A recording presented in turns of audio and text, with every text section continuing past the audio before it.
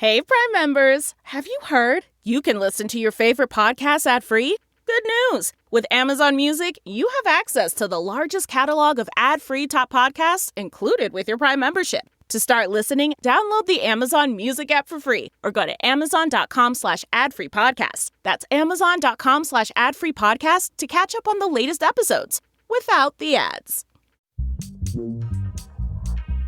Grumpy Old Geeks, a weekly talk show hosted by Brian Schulmeister and Jason DeFilippo, discussing the finer points of what went wrong on the internet and who's to blame. Welcome to Grumpy Old Geeks. I'm Jason DeFilippo. And I'm Brian Schulmeister. Jason, I'm in my home stretch here in Los Angeles. Oh, how's it been? It's not been bad. Apparently, there's a new variant of mosquito in Los Angeles that has been eating my wife and son alive, but I have emerged virtually unscathed, so that's been nice. It's my son's birthday today. I can't believe it. He's 8 years old. Jesus. I know, right? When we started this, you didn't even have one. Nor did I have much of an intention of having one, but here I am. So. Whoops. Yeah. So it's his 8th birthday. After this, we're going to take him to In-N-Out, his preferred lunch. That's what he picked because kids got taste. You don't want him to be 10, so let's just go clog the arteries now. Yes, let's get that done. And we're going to go see Despicable Me 4 in theater. And then tomorrow and Saturday, we're back at Disneyland. And then my sister briefly comes in to say hi. She's visiting, and for multiple reasons. My mom is also having a procedure, so we're kind of like tagging off. As I leave town, she'll come into town to make sure everything goes okay. And then I'm headed home, back to Toronto. And then, 5 hours after I land, it'll start snowing. All right. See, then you just got to come back. Yeah, so pretty much. Hopefully you'll be joining us back in Los Angeles sooner than later. Well, it's looking good for the election at the moment, so we'll see. God. Okay, fair weather compatriot here. I see how this works. I don't like to live in fascist countries. I'm German. I know how these things go. That's true. You have. It's in the blood. It's in the genes. Mm-hmm. Trauma follows. Yes. All right. I got a little follow up here from the breach we were talking about last week, the MPD breach. I found the checker over at pentest.net or pentester.com. Sorry, not .net, pentester.com. Mm-hmm. And I ran my info through, and it's all there. It's all there. They had addresses I forgot I lived at. Dude, I was going to bring that up. I'm like, I totally forgot I lived there. It was actually kind of cool because I was like, I actually did a screenshot because I was like, I totally forgot half those addresses. Yeah, I copied it so I could put them back in a timeline so I can kind of figure out where I've been, because I was drinking a lot back then and I totally forgot some of the places that I lived. It's really weird because I was trying to figure out where this data could have possibly come from, because obviously, mortgage, of course, they've got all the houses I've owned. Rental agreements, I'm guessing, but they miss a whole bunch. Like, they have everything except for where the 3 places I lived off campus during college. They don't have those. And I'm positive I was on the rental agreements for those. But then did you pay were you on the bills? I was thinking maybe they got it from utilities. Could be like I don't remember how we split that up back in the day. So I just thought it was Who's really got $20 for the gas. Okay, I'm playing the Playboy bill this month, and you're paying for gas. So so it was just interesting because I was like, really, I spent about 5 minutes just like pondering how do they get these addresses but not others. But yeah, I mean, we're all owned now. Like every single address, socials, everything, it's all in there. See, the thing is, this was all already out there, but it's just collated. This is nice and collated, but the problem is they just didn't fucking encrypt it. It's like, come on. Everybody else encrypted it. So these guys need to be, I think the main guys should be in jail for this. Oh, I agree. And this comes back to one of Dave's tenets, which is once this gets back to the politicians, then some action will be taken possibly. And I'm sure every politician ever is in there. Yep. Anybody look up Obama yet? Yeah. And we'll find out which houses they haven't disclosed. Yeah, exactly. I'm sure those are through the trust, but you never know. You can get around that these days. Yeah. Yeah. But I did find some ex-girlfriends. I was always wondering whatever happened to her. I'm like, they went there. Okay. Huh. Okay. It's a good stalking tool. It is. It can be used for creepage. Yeah, yes. It totally can be used for creepage. Yeah. By the way, the one thing I do want to say about that is when you do put your stuff in there, they do conveniently give you links to the 3 main credit bureaus. Everybody just go freeze your credit if you haven't done it from the million breaches that we've talked about before. Yeah. I had my dad go do it. My roommate finally did it. It takes 10 minutes to go set up all the accounts and get it all done. But once it's done, you can sleep a little bit easier. But not much, but a little. Yeah. Well, see, the thing is, this is the other thing I've been trying to tell everybody, and that we all know as listeners and speakers on the show. It's a lottery. It's basically a lottery at this point. Since everybody's info is out there, you have just as much chance of winning the lottery as you do losing the game of life from somebody stealing your identity, because there's so much information. They have so much to choose from. Exactly. And I still stand by the fact that you are more likely to have your identity stolen getting gas at the gas station with your credit card than you are from one of these breaches. I agree. Definitely agree. So we got a bit more follow-up. Tesla has yet another recall, but this one isn't an over-the-air one. This is what I would call a traditional recall, because words have meaning. This is an artisanal recall. Yes. They've recalled over 2 million vehicles so far in 2024, and close to 10,000 more. Shouldn't be very noteworthy at this point, except for the fact that this one is not over the air.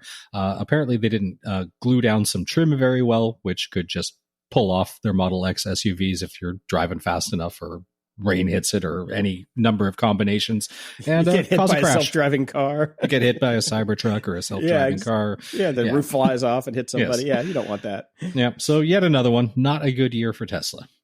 Nope, not at all. But speaking of recalls, Microsoft announced that its controversial Recall AI search feature will be available for testing in October. Great. Yes, Recall, if you forgot about this one. If you recall, take screenshots of screen activity, allowing users to search for past information. And the security experts had a field day with it because it just saved all of those screenshots unencrypted. They were easy to get to by other users on the machine. And Microsoft is saying that Recall will be off by default and promise some security enhancements. But the company also did come out with their new AI powered PCs, those Copilot Plus PCs that will support Recall. Yeah. And here's the funny thing. They says the wide release timing is unclear, but Microsoft aims to prioritize security throughout the rollout. How about A, they revisit the backlash they got last time they talked about Recall, and B, prioritize security before the rollout? Instead of throughout the rollout, maybe before. Before would be good. Yeah, I'm just saying maybe. Let's look forward, not back. Come on. Well, we talked about the FTC and they've ramped up in general, doing quite a lot of stuff recently. But the one I particularly liked is they were trying to put a ban on non-compete agreements. Now, this wasn't a blanket ban. There were carve-outs for things like C-suites, and it made sense. It totally made sense. It made sense. It wasn't a carte blanche. You can do whatever you want and just take all the company's secrets if you're super high up and go get a new job, and there's nothing that can be done about it, and start up another competing company unless you're Elon Musk, because he can do whatever the fuck he wants, apparently. But anyways, it was a fair system. It looked that way to me. It was a fair ruling. It was a good middle ground, yes. Yeah. Now, if you had to pick 2 states that would say, nah, we're not going to do that, and we're going to challenge that, which states would you think they'd be, Jason? Well, the first that come to mind would be Texas and Florida. Ding, ding, ding, ding, ding. I got it in one. Winner, winner, chicken dinner. Yes, of course. It is Texas and Florida, whose district judges have said the agency does not have the authority to enforce this rule. So screw that. Okay. We'll see how that goes. It's going to end up going to the Supreme Court, of course. There's no other way to do it now. So we'll see what happens. It'll work its way up there. Yes, they are so friendly to companies. In the news,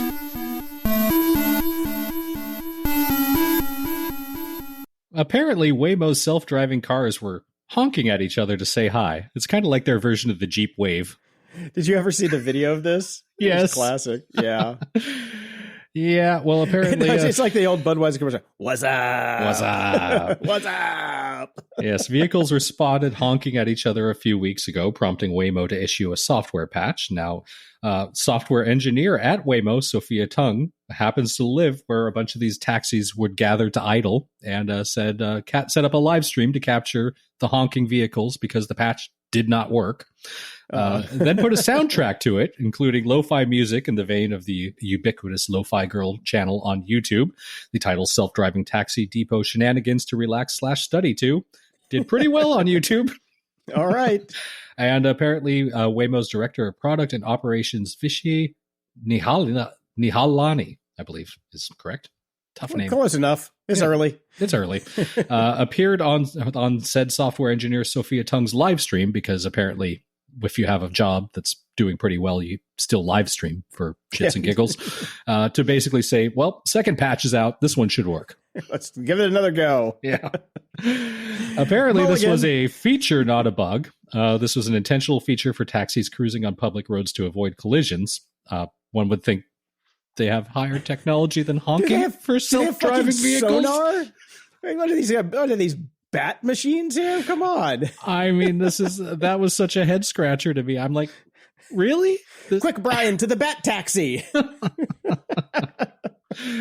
Anyways, so apparently it's now fixed. The Waymo service is available for those living in San Francisco, Phoenix, and 79 square miles of Los Angeles, stretching from Santa Monica to downtown.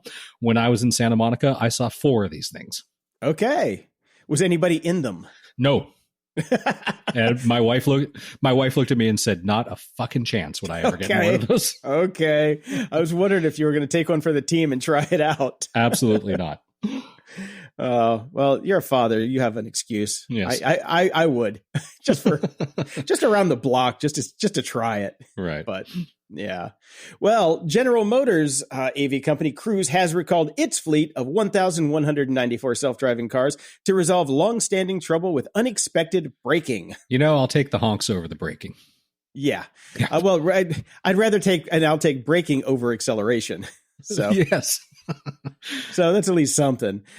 Cruise has shipped software updates to those vehicles that should mitigate the braking problems, and as such, the National Highway Traffic Safety Administration has closed its nearly 2-year probe into the issue.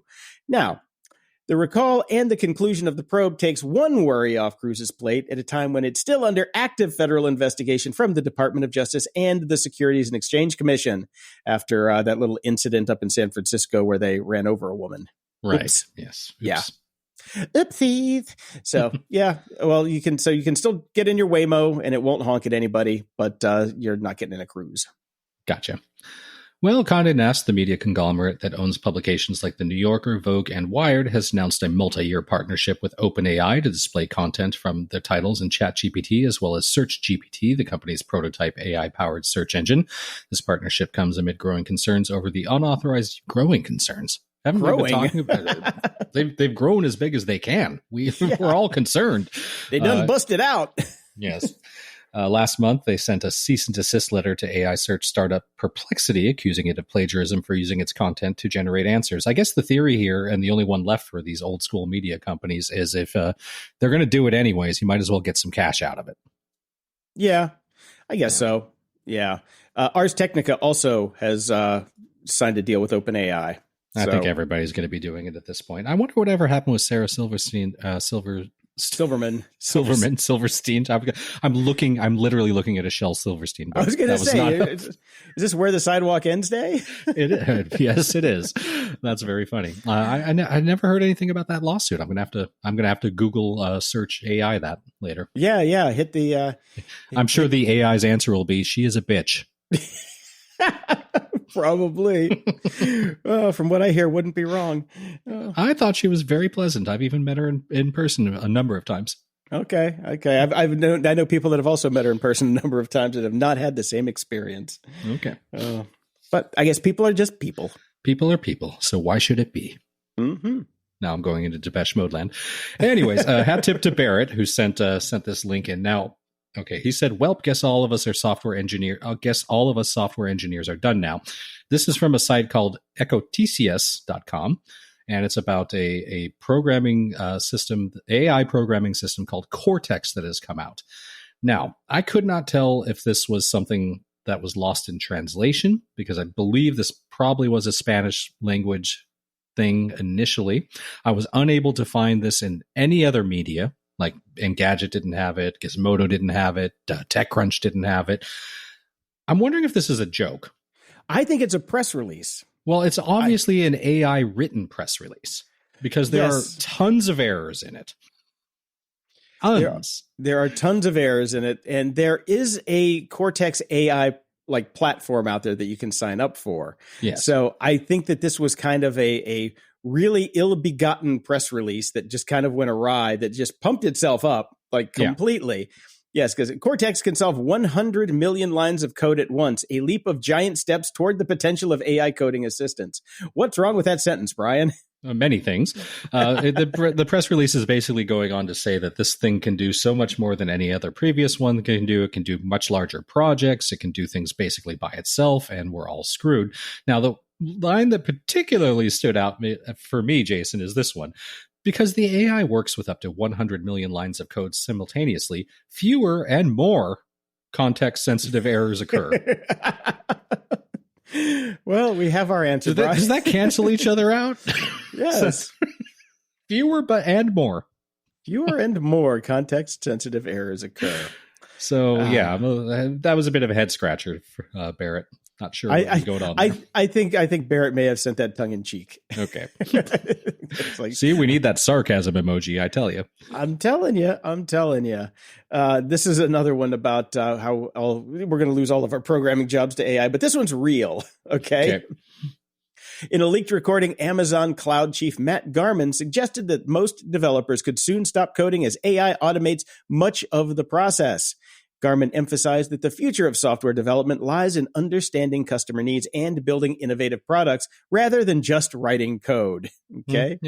He urged employees to enhance their product management skills to stay competitive, because what everybody loves is a fucking product manager. Jesus.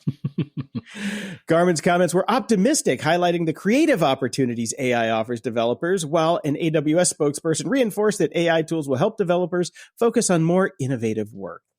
So right. Now, I tend to agree with the fact that AI is going to take over most coding jobs. It's what it's really good at. It's really good at that. And that is great, because as a programmer for over 20 years, programming sucks, man. Yeah, it's drudgery. No fun. It is no fun. And, anything that could, God, just even the simplest task is write me some unit tests, because nobody liked writing unit tests. They were terrible.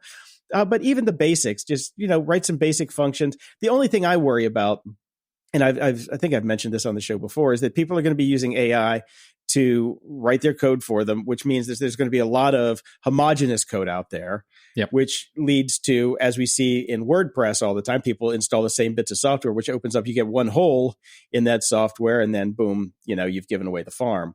Yeah. So that's where it's at least nice from an evolutionary standpoint to have many different approaches to the same problem. Exactly. And if you want as many different approaches to the same exact problem as you possibly can, write in Perl, because that programming language is shit. And nobody's trying to hack that anymore. Oh my God. There are a few Perl enthusiasts out there that still swear by Perl, but Jesus, was that a bitch? It's like, how do I do this? Well, how would you like to? Because we can do it 400 different ways. It's like, so yeah, right. I think that it is a good thing, actually, though, that AI will be taking over a lot of those jobs, because I don't do it anymore, so fuck it. I agree. AI's already taken over everything else. Just let them take that too. Let's all just sit on a farm and grow rutabagas or some shit.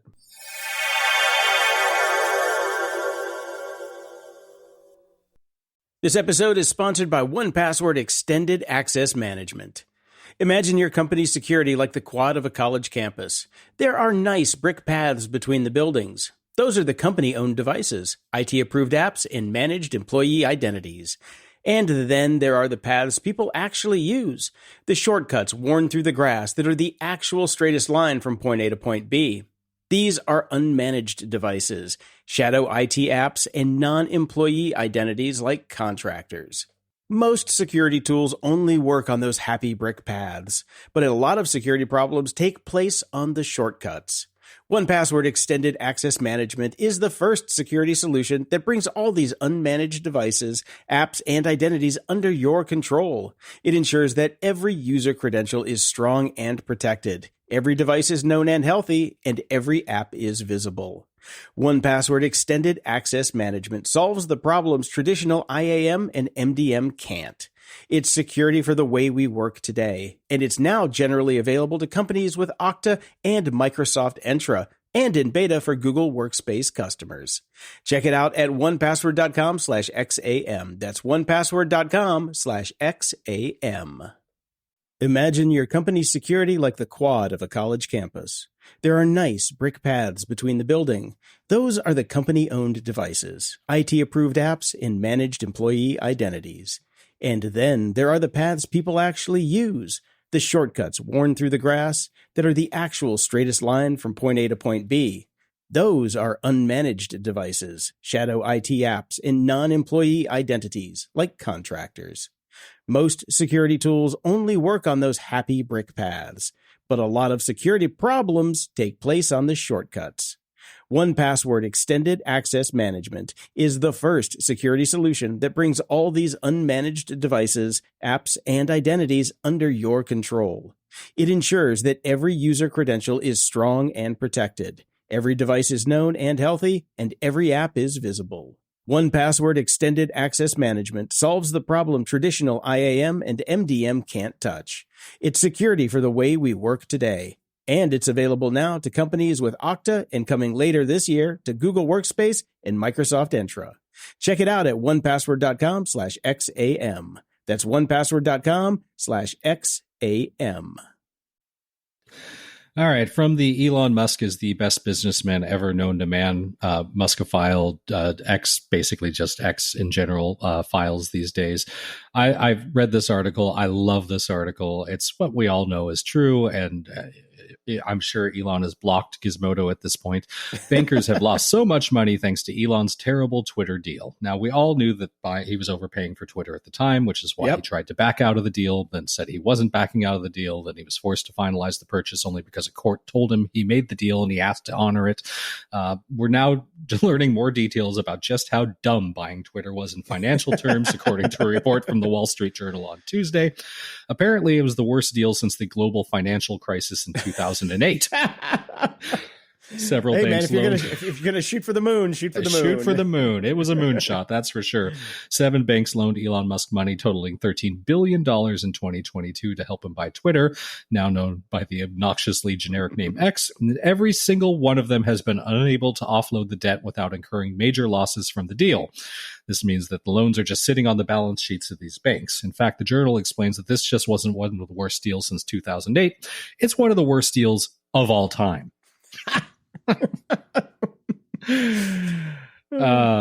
So basically, how do we know the people who work at these banks have felt considerable financial pain from agreeing to something so stupid? How much pain did they feel? As the Journal tells it, top investment bankers at Barclays were told at a dinner in late 2023 that everyone would be getting at least a 40% pay cut after everyone got their bonuses for the year. But about 50 of the company's 200 directors left because the deal was so bad and they were getting so screwed. Nice. Well, that's a great article. That's good news. It is good news. So, yeah, it's a good article. It's really funny. It basically gets down to, does this actually still work for him? Well, yes, because he's a raging egomaniac, and basically he's created a bubble of sycophants, and that's what it's good for him. So I guess worth it. But for the banks, not so much. Which means, and if it's bad for the banks, it's bad for us. Yes. Is the big problem. Yes, because guess those costs get passed down. They Trickle need to down make the economics, money, Brian. They need to make the money from us now. Mm-hmm, exactly. So we all paid for that. Yeah. So, and we finally might have found a stable genius here, Jason. A stable genius? Okay. Yes, a billionaire that actually seems to be paying attention to things for once. Ron Conway, who is a venture capitalist who has given liberally to the Democratic Party over the years and bought himself a lot of influence. Of course, it's not doing it out of the goodness of his heart. Recently chewed out top members of Fairshake, a network of super PACs designed to create a clearer regulatory and legal framework for the blockchain economy. So basically, this is the Bit Bros. Yeah.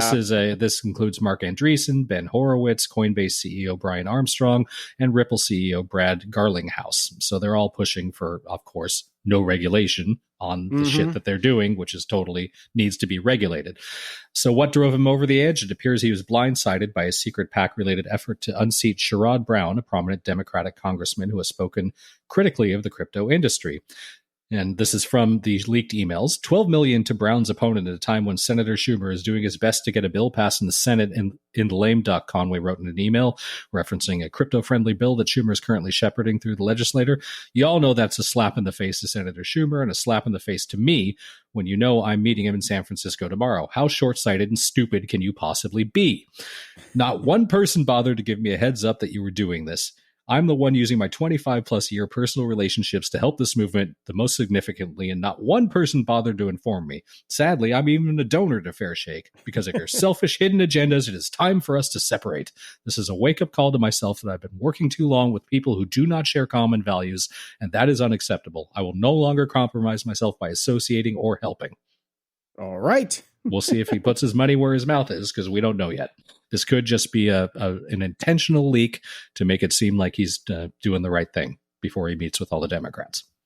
Yeah, see, I remember the name Ron Conway, but I can't remember what column he's in. If he's in the hero or villain column, he's in the in it for himself column, from what I can tell. He's a venture capitalist, of course. Yes, of course he is. He's playing both sides. He's trying to get all this done, but he's apparently trying to do it not too unethically. But we'll see. Yeah, well, it's a gray area, Brian. It's a gray area. The world's gray, Jason. That's why I was goth.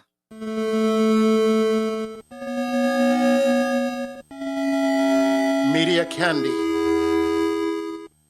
A little sad we don't have Dave with us for this news, but I'm sure we'll rehash it when we all reconvene next week. Star Wars The Acolyte is not getting a second season. They've decided not to renew it, according to Deadline and Variety, which is great because they left it on a hell of a cliffhanger, and I personally feel it was just starting to get good.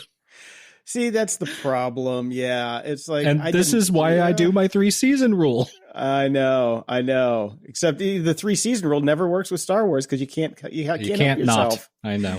Yeah, and the thing is, it's like I talked to a bunch of people about this who were middle of the road fans. Like, we like Star Wars, but we're not fanatical about it. And it was just like, yeah, that's kind of a bummer. What else is on? Yeah, what's next? What's next? Yeah, Skeleton Crew comes pretty soon, right? Yeah, it's just like it wasn't even. It's just like, yeah, it was decent, Yeah, well, I mean, to what Dave always says when we talk about this stuff, he says it's low pressure Star Wars, because it's not the main storyline. It's not the thing that we grew up and loved. It seems cool, like cool new lightsabers, cool new ships, cool new planets that they're on, but it's low stakes. Like, I'm not invested yet. Like, I was starting to get invested. I was excited for there to be a second season, but am I crying? No, it's whatever. Next. Well, I'm crying at the budgets for those things. I thought they got this system down to where they can do these things on, like, a shoestring budget, but each episode was $22 million. Yep. $22 million. No wonder they canceled the fucking thing. Yep. That's ridiculous. That's an insane amount of money. I thought they made that cool Mandalorian backdrop thing for all the, the virtual sets so they could do it on, for cheap. It was just basically a copy of Unreal Engine and a bunch of TVs. And then they just get a bunch of nerds in and play dress up and like, pew, pew, pew. Good. We got a show. $22 million is ludicrous. Yeah, I agree. And some more bad news for Star Wars fans. Well, depending on how you felt about Boba Fett and what they did to him, there's always a danger in taking a fan favorite mysterious character with no backstory and then providing a backstory when he's old and fat. Mm-hmm. Which is what they did with Boba Fett, unfortunately. But during his recent appearance at Fan Expo Chicago, Tamara Morrison, who plays recent Boba Fett, confirmed he has not been asked to return as Boba Fett for The Mandalorian and Grogu, so he will not be in any future shows or the movie, certainly at this point. So who knows? But no Boba Fett.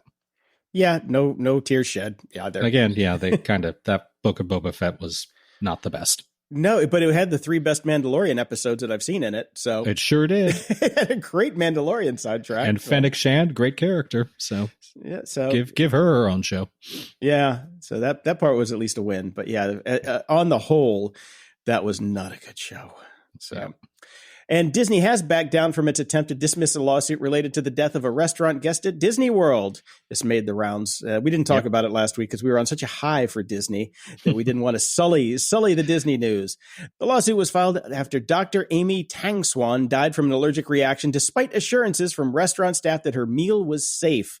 Disney initially argued that her husband, who filed the suit, waived his right to sue when he signed up for a Disney Plus account and purchased park tickets. So there was enough global backlash. It's like, come on, guys. Are you fucking serious that they finally said, okay, you don't have to go to private arbitration for this? No, that was absolutely ridiculous. But I mean, it's always, everybody in the industry knows you don't mess with the mouse. The lawyers at Disney are not Mickey Mouse. They are in the Rancor pit. That's where they're kept. They're thrown a piece of meat every now and then, and they're told to run after things. And that's what Disney lawyers do, and they are overzealous at all times. But this one was particularly egregious. Agreed. I mean, whatever lawyer decided to sign off on this one needs to be fired. AI. They're going to blame it on AI. Yeah. Well, some final Disney news, I think, here. Disney Plus has added Hulu content to its platform, causing concern among parents who previously saw it as a safe space for young children. Yeah. How's that going for you, Brian? I agree with this. I think the problem with it right now is that if you do there, you can obviously set a child account, which is great, but the child account basically means a toddler account. There needs to be like a mid-level here, because like you don't get a lot of the Star Wars stuff, you don't get a lot of the Marvel stuff. It's all like Disney Junior. There needs to be like, okay, I have a now 8-year-old. He's not interested in anything that shows up anymore under the child account settings because he's outgrown that. But he's also not ready for all the shit that you're putting on the homepage for the adult accounts now. He doesn't need to see the Kardashians' vagina. Or Walking Dead or any of that crap. Or Walking Dead or any of that crap. Exactly. So there needs to be another tier that they put in here now. Well, no, it's very simple, Brian. You put in the age of the person who's watching it, and then you have a slider that says, I want content that goes from here to here. Yeah. You know, that's it. Nothing about, we've got technology for fucking doing this. This isn't fucking hard. We absolutely could do this. I mean, somebody would have to go through and put in all the shows or anything like that. But look, even they do that already. Just an explicit filter. That's fine. Like, it's not that hard. I agree. No. It's not that hard, but that is, I agree. I'm concerned about this as well, because I don't want Lucas, my son, to just scroll around in the adult version anymore, because there's way too much adult stuff. But like I said, the kids version doesn't work for him anymore either. So I have to sit with him when he does it. Well, Brian, we've got some good news for you. According to a report from Deadline, Chick-fil-A is reportedly planning to launch its own reality TV streaming service. It's just a bunch of cows saying, eat more chicken. No, we love Jesus. The fast food chain is collaborating with a major production company and other companies to create family-friendly, unscripted content. The budget for some shows could reach $400,000 per half-hour episode. We should get in on that, Brian, and start writing some shit. 10-episode family-friendly game show is already in the works. And the question is, will it be off the air on Sundays? Very clever. Yes. Do they have too much money? I mean, I understand wanting to get into verticals. We've won the chicken game. KFC's on the ropes. Let's expand our offerings. But what genius at that board table said, let's do TV? I don't know. Okay. The thing is, fast networks are so easy to spin up nowadays. Yeah. And $400,000 per half-hour episode. That's like, 20 minutes of Chick-fil-A income, I'm sure. Yeah. So it's nothing for them. And see, I don't know anybody that really eats at Chick-fil-A anymore, at least here in California, after the whole, gay marriage thing that they came out against. So all my friends, we go to Popeyes, which frankly has a better chicken sandwich. If I'm being honest here, the spicy chicken at Popeyes is excellent. It's so good. It is so good. And I have a Chick-fil-A 2 blocks from my house, and I still don't even go there, even when I'm feeling, even when I'm at a low point. Although I will say that, there was a little gay coalition that I worked with at BLT, and every Thursday we all would walk down to Chick-fil-A, and they're like, I don't care if they hate the gays. I love the sandwich too much. It was like, okay, it's a good sandwich. It's clean. A good sandwich, but if I have to stand behind it, then they should have to stand behind it too. I'm looking out for their rights. God damn it. But I'll tell you what, In-N-Out makes a damn good burger. I'm not going to watch the In-N-Out channel. Exactly. Well, actually, I guess technically I do, but it's called the Adult Network.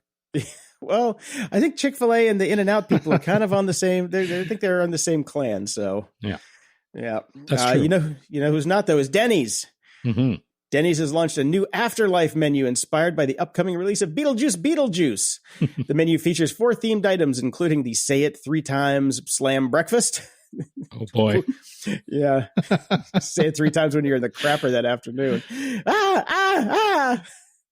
The Afterlife Melt Grilled Cheese, the Beetle Juicy Burger, and the Cookies and Scream Shake. Yeah, I'm still not going to Denny's, but yeah, I haven't been to a Denny's in a good 30 years, and I don't intend to for this either. I'm not drunk at midnight stumbling home from the pub, so that was the best time to go to Denny's. Fries and ranch after the bar was the best thing in the world with all your friends. No, not going back to Denny's for Eddie. They tore down the Denny's here in my neighborhood to make room for the Chick-fil-A. So can't. That's an upgrade. Yeah, actually, it is quite a bit. And we have a bit of a two-parter here, Brian, and I'll take part one. Lionsgate's new trailer for Francis Ford Coppola's Megalopolis leans into mixed early reviews, reminding viewers that past Coppola classics like Apocalypse Now and The Godfather also faced initial criticism before becoming masterpieces. So the new trailer is out. I watched it. I was frankly befuddled by both the movie and the quotes. And I'm just not an Adam Driver fan, so I don't know if I even care. So, but continue, Brian. This is take us to part two of this this ongoing story. Well, let me just also say really quickly, I'm with you. I watched the trailer. I don't understand this movie. I don't think I'm interested in this movie, and everything I've heard about this movie tells me it's a big hot mess.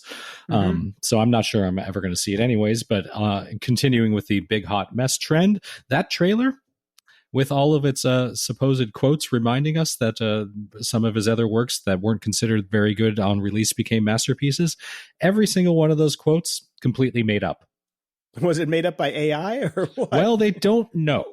Now, so I got into this a little bit, but they are definitely all made up because they used major artists or major critics like Pauline Kael, Andrew Saris, and Roger Ebert, Rex Reed. So these are people who you can actually look up the quotes that they've said at the time, the reviews that they made at the time for his previous works, and none of that stuff is in any of theirs. But Gizmodo's Reet Jones has theorized that someone could have used a chatbot program to come up with these false quotes because the trailer quoted Ebert as saying, referring to Dracula as having style over substance, a phrase that does not appear in his actual review. He does say it is an exercise in feverish excess, but apparently the Gizmodo guy dumped this into ChatGPT and it kind of spit out almost exactly the same thing. So, yes. Okay. Interesting. Lionsgate has taken full responsibility for this after the fact. Lionsgate is immediately recalling our trailer from Megalopolis. The statement provided to the trade read, "We offer our sincere apologies to the critics involved and to Francis Ford Coppola and American Zoetrope for this inexcusable error in our vetting process. We screwed up. We are sorry." Oh, God. So Coppola didn't even make it at some schmucks at Lionsgate made schmucks in the marketing department at Lionsgate said, we've got this subscription to ChatGPT. We should be using it. Oh, my God. So that sucks all around. Why wasn't Coppola should have had... You usually get sign off, right? Yeah. But apparently he's too busy chasing skirts on his sets right now. Oh, I heard about that too. Yeah. Yeah. Oh, man. So, I have no plans on ever doing mushrooms, so I probably will never watch this movie for sure. But this is kind of a fun fuck up. Oops. Yeah. It's good times. Almost makes you wish you still worked in the movie industry, huh? I know. I used to hang out with the trailer guys too, and they were pretty cool, but... trailer guys were always the best guys. Yeah, that's because their department was right down the hall from us. We were in print marketing, right. And that's how I got all those Star Trek sounds. The whole library. The guy slipped me a USB under the table. He's like, "Here's the whole Star Trek Next Gen library. Go have at it." I'm like, "Thanks, dude. Nice. Appreciate you." Since I've been back home staying at my mom's, the marketing program on Air Canada worked. They had the first 3 episodes of Ted Lasso, which I ended up watching because there wasn't much in the way of movies that I hadn't seen already and wanted to see. And since I've been back, that has been my nighttime viewing. I have worked my way through seasons 1, seasons 2, and I'm halfway through season 3 of Ted Lasso. Gosh, it's just such a great show. The 3rd season is definitely the worst. Probably could have cut it after 2, but there are some moments in season 3 that are spectacular. What a great show. It is just heartwarming, fun. I go to bed with a smile on my face. All right. Yeah, I might have to do that too. I could use that. Although every time I see Keely, I'll just think of her in the latest season of Fargo. She was just ungodly good. She was so good. Did you watch that yet? I've never watched Fargo. It's been on my list to do. Yeah. Oh my God. Yeah, you're missing out. That is one spectacular series. I think seasons 1 and this latest season are the best. Okay. That is what I keep hearing. So at some point I will get to that. Yeah, you have to, man. It's so good. Speaking of old watches that are so good, I started rewatching House of Cards from the beginning. Were you able to get past the Kevin Spacey taint? I don't really care. Yeah, me either. I don't care. Whatever. Yeah, whatever. The show is so fucking good. And, if you do hate Kevin Spacey, it's perfect. And if you like Kevin Spacey, it's perfect because he's fucking phenomenal in it because the writing is so good in the show. And those first couple episodes that Fincher directed are amazing. We're just finishing up season 1 now. We will not watch the last season because that was just a unmitigated dumpster fire. But that was going to be my question because I never watched after he was taken off the show either. I never watched the last season. Dude, no. Okay. It was bad. Yeah, but this first season is it's a masterpiece. There's so much packed into every single episode, except you can always, this was true when it first aired, skip episode 8. It was just the worst episode when he went back to his alma mater for an episode. That was terrible episode. Just skip it. We fast forward the whole thing. But we're loving it.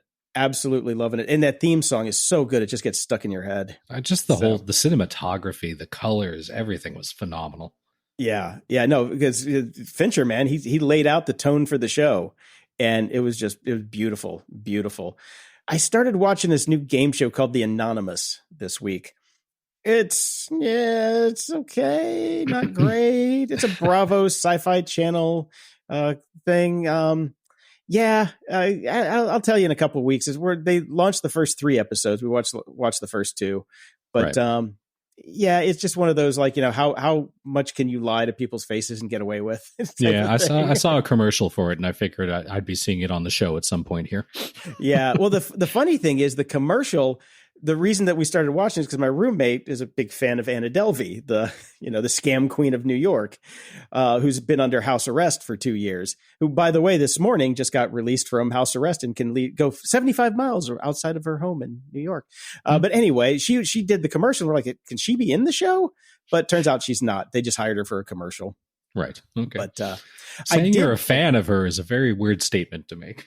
I said it was my roommate, not me. Oh, no, not you. But still, it's a strange world we're in. Yeah. Well, hey, man, you got to give the girl some credit. She did have balls for what she did. Definitely had some cojones on her. I watched Alien Romulus this week. Oh, I'm curious. Oh my God, I fucking love that movie. Oh God, it was so good. I'm so happy that the Alien franchise is being rejuvenated after those execrable movies that came out that made no sense whatsoever. Because that one with the Native American tribe was phenomenal. I'm happy to hear this is good. I'm very excited. Well, wasn't that the Predator? With the oh crap, that was Predator, not Alien. Yeah, that was You're Predator, right. Dude. Yeah, no, there have been Alien versus Predator, but yes, this is the Alien side. This happens in between Alien 1 and Aliens. Well, I'm happy both franchises have turned a new leaf from shit to good. Yeah, exactly. This was there was a lot of throwbacks to Aliens in here and Alien. So if you're into it, if you're a fan of both of those movies, there's a lot to really tickle your nostalgia button. But I thoroughly enjoyed it. Absolutely 100% thoroughly enjoyed it. I've been thinking about it ever since. I kind of want to see it again. I'm really looking forward to it. It's going to have to be a super late night watch at home with headphones on because my son has seen the commercial and it freaks him right the fuck out. So. Yeah. Well, the movie definitely would freak him out then because the movie's better than the commercial. But definitely watch it in a very dark room with headphones turned way up. Oh, excited. Can't wait. Yeah. Good news.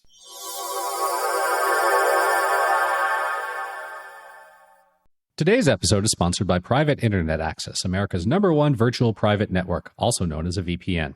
Even if you use incognito mode, your internet service provider is storing your browsing data and many times even selling it. But Private Internet Access, or PIA, can help. PIA encrypts and reroutes your internet traffic through one of its own servers, hiding your data from your internet service provider or network admin. And with servers in over 75 countries, you can get unrestricted access to geo-block content around the world. PIA comes with an easy-to-use app and browser extensions for all devices, a rock-solid privacy policy, open source security, advanced customization settings, and it was just ranked the fastest VPN in the world by PC Mag. If you sign up with PIA right now, you can take advantage of a special deal only for GOG listeners. By using our link, gog.show/VPN, you can get complete digital privacy for less than $2 a month and 4 extra months for free, which means only $1.98 a month and up to 83% off. That's so much more inexpensive than virtually every other VPN on the market. And if you get it right now, you can take PIA's 30-day risk-free challenge. You can try it out for 30 days and see if you like it. If not, just return it for a full refund. So go to gog.show/VPN and try out the best VPN on the planet completely risk-free. That's gog.show/VPN. Grumpy Old Geeks is brought to you by Delete Me. If you're a regular listener of the show, you know how much of our personal information is just floating around out there on the internet, waiting to be scooped up by anyone with bad intentions. That's why I'm really excited to tell you about Delete Me. Your name, contact information, social security number, home address, and even information about your family members are all being compiled by data brokers and openly sold online. It's like giving strangers the key to your front door. But now you can protect your privacy with Delete Me. And that's why Brian and I both use Delete Me. Delete Me is a subscription service that removes your personal information from the largest people search databases on the web. In the process, it helps prevent potential ID theft, doxing, and phishing scams. Here's how it works. You take the reins and sign up, providing Delete Me with exactly what information you want deleted. Their experts then take it from there. They send you regular, personalized privacy reports showing what info they found, where they found it, and what they removed. I really, really love getting these reports. It gives me peace of mind to know they're out there doing the job so I don't have to. It's not just a one-time service. Delete Me is always working for you, constantly monitoring and removing the personal information you don't want on the internet. With Delete Me, you're in control of your online privacy. To put it simply, Delete Me does all the hard work of wiping you and your family's personal info off the web. Data brokers hate Delete Me. When you sign up, Delete Me immediately goes to work, scrubbing all your personal information from data broker platforms. Your personal profile is no longer theirs to sell. With Delete Me, you can trust that your personal information is being handled with the utmost care and efficiency. Take control of your data and keep your private life private by signing up for Delete Me. Now at a special discount for our listeners. Today, get 20% off your Delete Me plan when you go to joindeleteme.com/GOG and use promo code GOG at checkout. The only way to get 20% off is to go to joindeleteme.com/GOG and enter code GOG at checkout. One more time, that's joindeleteme.com/GOG and use code GOG at checkout. Ups and doodads.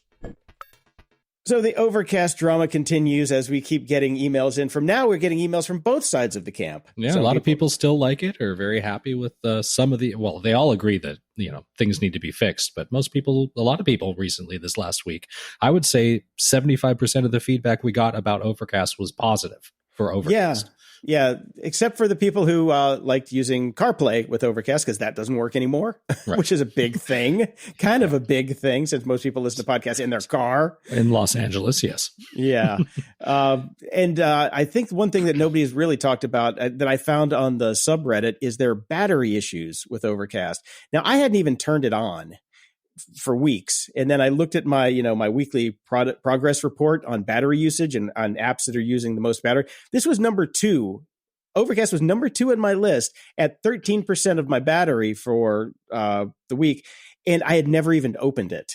So it's got some serious battery issues. People who were using it still saw that it was just draining their battery super duper fast. So I uninstalled it. Obviously the battery issue went away when you uninstall it, but yeah, it was, it's definitely an issue. There's some data issues too, that it's pulling a lot more data than it should be pulling, right, for that stuff. Well, so. I do know that the most recent update fixed my main issue, which is on the homepage. It no longer shows every single podcast you're subscribed to. It only shows the ones with new episodes, which is all I want.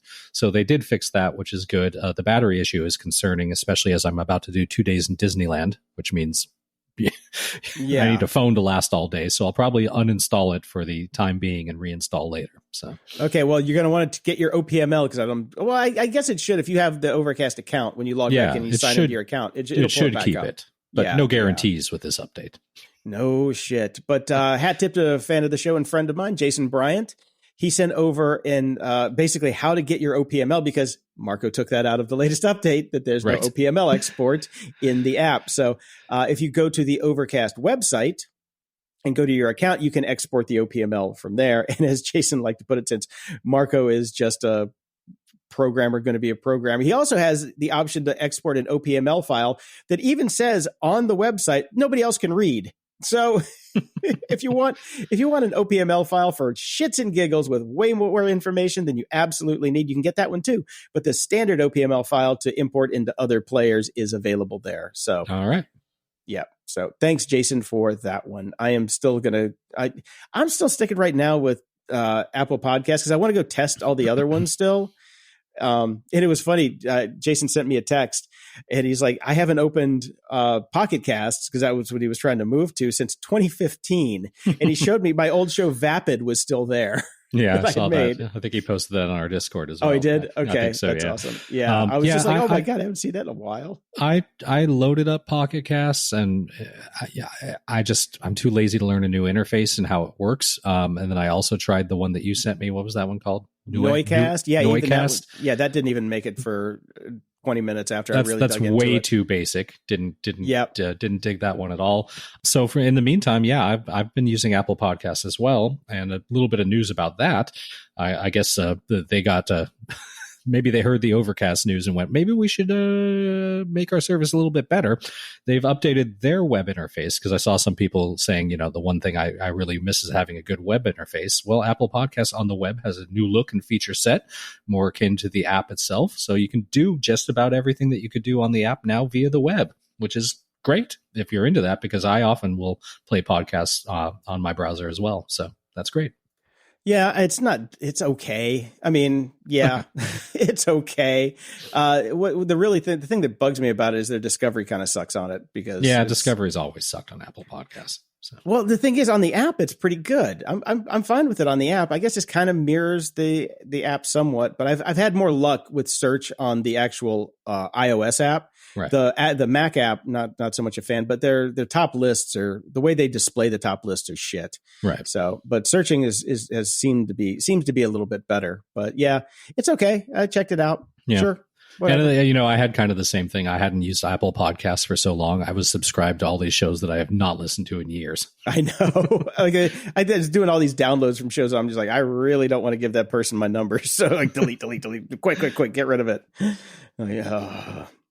Now, we have a little follow-up here. In a Reddit AMA, Sonos CEO Patrick Spence has said he was hopeful that Sonos could re-release the old app. Until very recently, he explained that, nope, we can't, because the actual app updates the software on all of the hardware as well, because they're very much married to each other. And the old app would actually work worse because of all the upgrades that they've made. I'm sorry, not upgrades, updates. let me be very, very clear on my verbiage there. The updates that they've made to the new app and the hardware itself, it would just be a shit show. So they're kind of stuck on the path now of going to fix this steaming dumpster file of a Tesla Cybertruck of an app.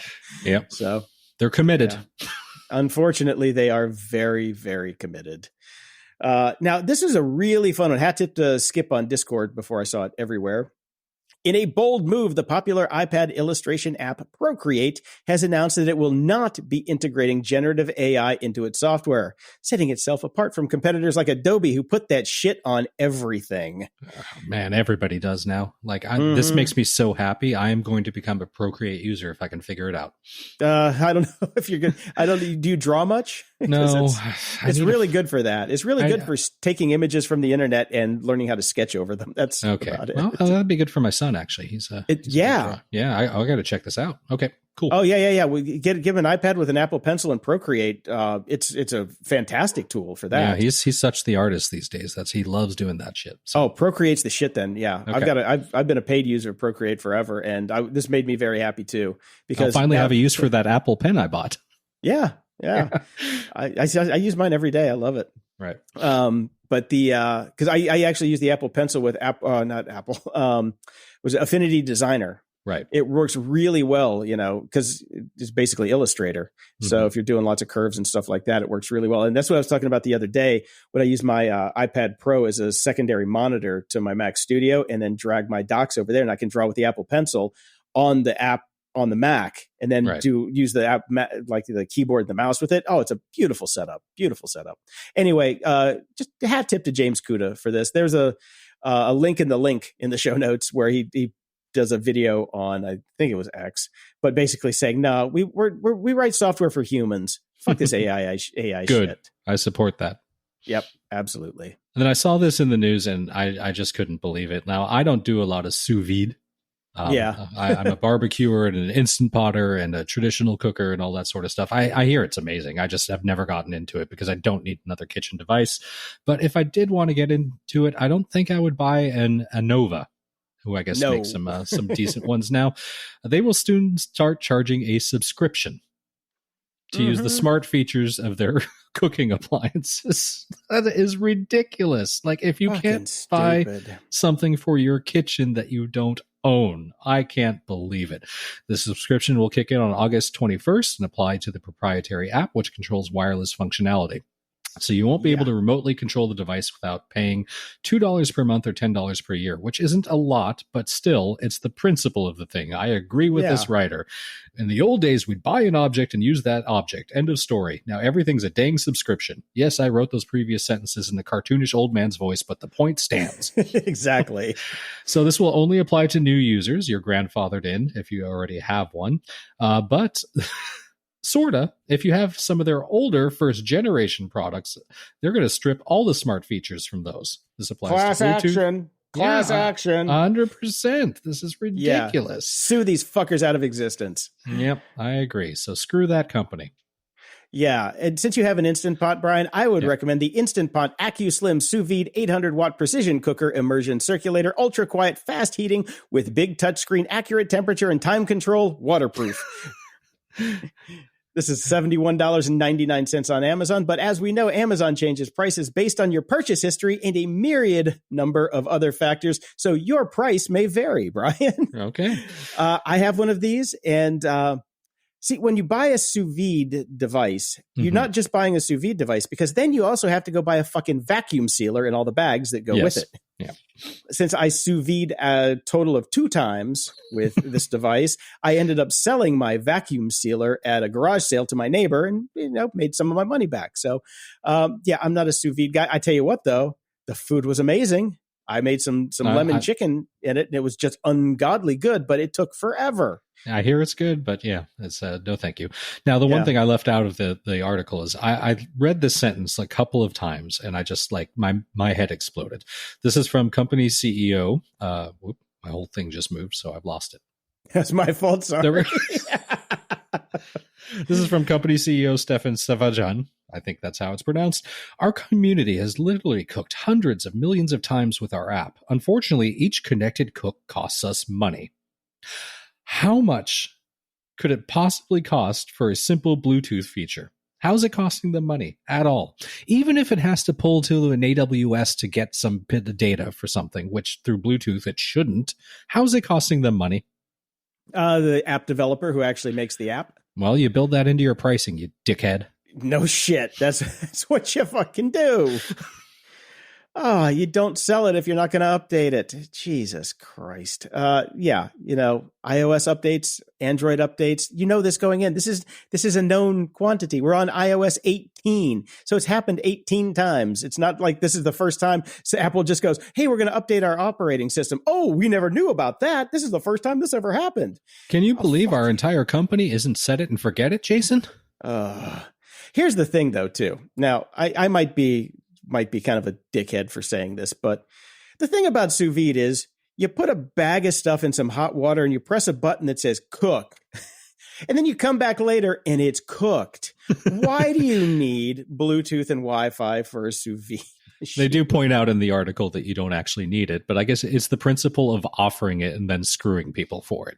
That's exactly it. Yeah. So that's the thing there. So, but Hopefully, not many people actually use the Bluetooth feature because how fucking lazy you got to be. There's timers on everything. You weigh your food. You know how long it's going to take. Come on. I do believe in general this article is a Tempest in an Instant Pot.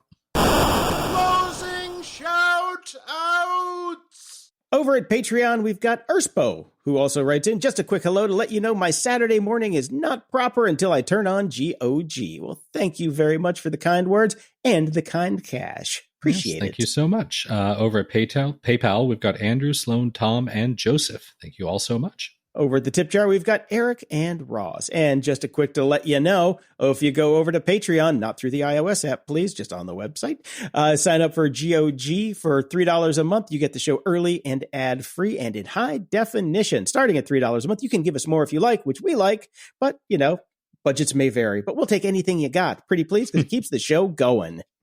Excellent. Yes, please. No reviews this week. Boo. No, but a lot of people died. Yes. Phil Donahue died at that was age 88. Crazy. I mean, talk about a guy who created the media landscape that now no longer exists, but did for a long time. Yeah.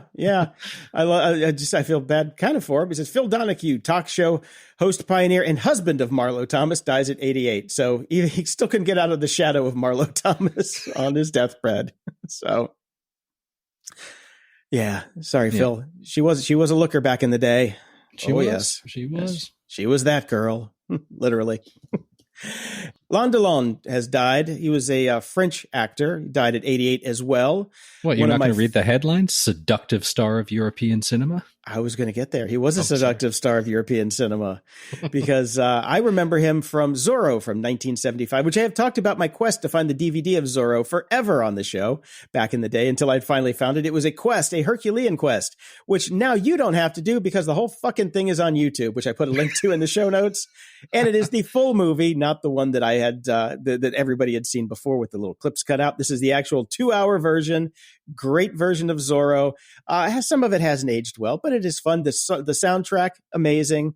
But just because you were the seductive star of European cinema does not mean that you weren't batshit bug nutty insane, because Alon's family has refused to put down the dog the actor wanted to be buried with, because that was his last dying wish, wanted to be buried with his perfectly healthy dog.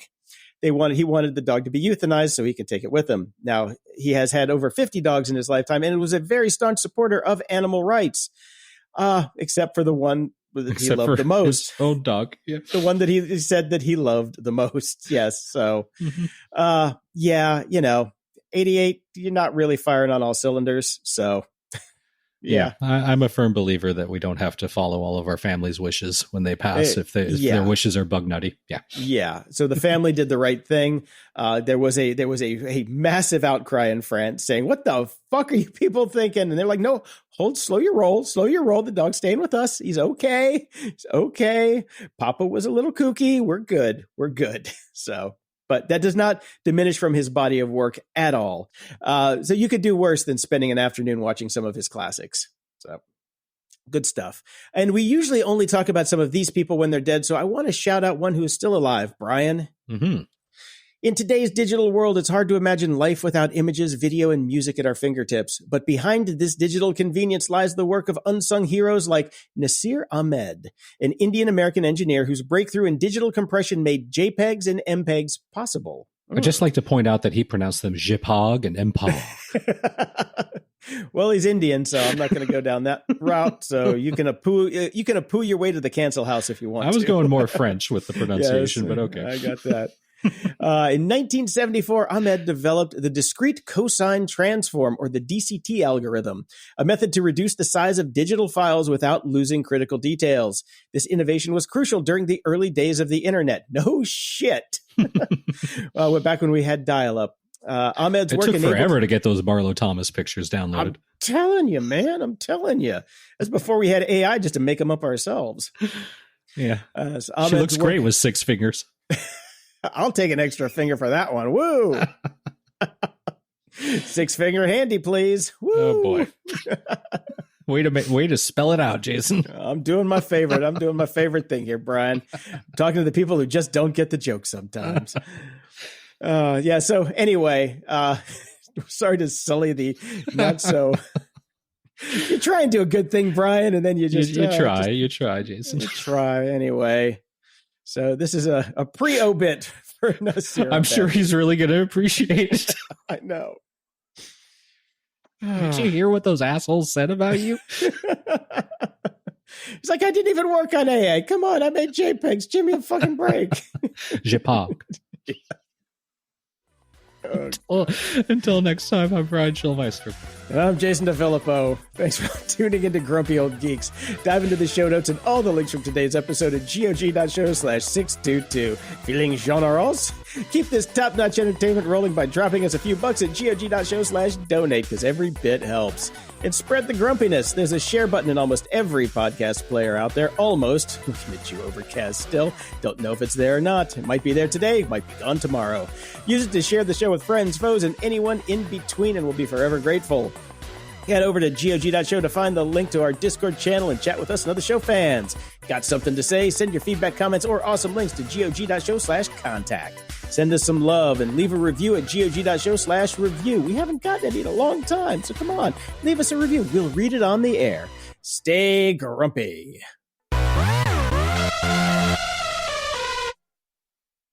Today, I've got a treat for all you Apple users out there. It's the Mac Geek Gab podcast. Now in its 17th year, this show is your go-to source for tips, cool stuff found, and answers to all your Apple-related questions. Every week, hosts Dave Hamilton and John F. Braun dive into the world of Apple, offering tech support to listeners just like you. And the best part? They make sure every answer comes with actionable tips that are easy to follow. For example, did you know that if you press and hold the mute button during a call on your iPhone, it'll actually put that call on hold? Or that you can easily bulk rename files in the Mac's Finder by highlighting multiple items and choosing File Rename? These are just a couple of the many nuggets of wisdom you'll pick up from Mac Geek Gab.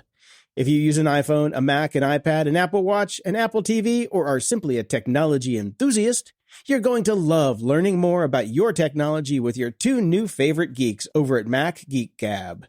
Get your questions answered and have some fun along the way. Visit MacGeekGab.com or search for Mac Geek Gab on Apple Podcasts, YouTube, Spotify, or wherever you get your podcasts. Don't get caught without having Mac Geek Gab in your rotation.